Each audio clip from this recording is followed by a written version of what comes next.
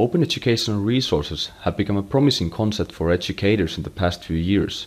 There are lots of learning materials scattered around the web, but through OpenScout you gain access to these learning materials from this one single access point. Open educational resources include full courses that you can reuse and modify to your own needs. They can also be case studies.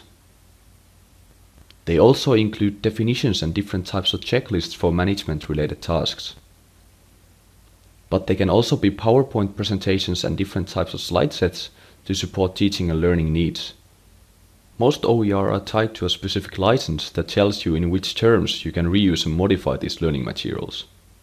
Very often a Creative Commons license is attached to a learning material.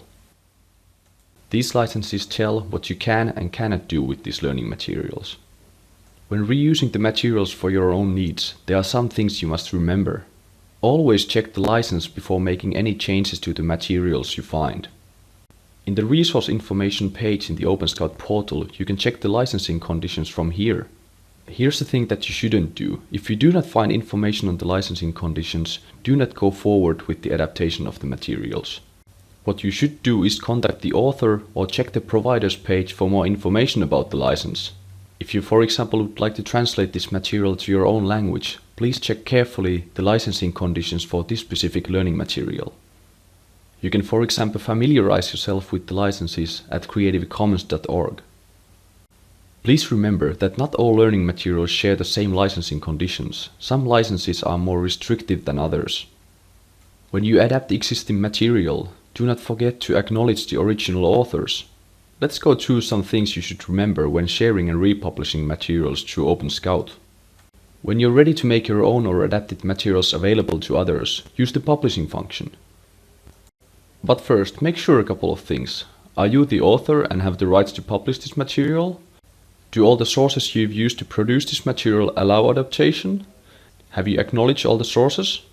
And finally, if you based your work on several existing materials, choose the most restrictive licenses included in the source materials. This ensures that you do not violate any rights. When building on existing materials, always choose the license based on the source files that you use. Use the upload a file function only when you have the rights to share this material. Publish only appropriate content. Use the add URL function when you have already uploaded this material somewhere else in the web. And one last thing. If you find it relevant for the OpenScout community, you can also share links to publicly available content via add URL function. In this case, you should clearly make sure there are no access or license restrictions to share this type of content via link in the web.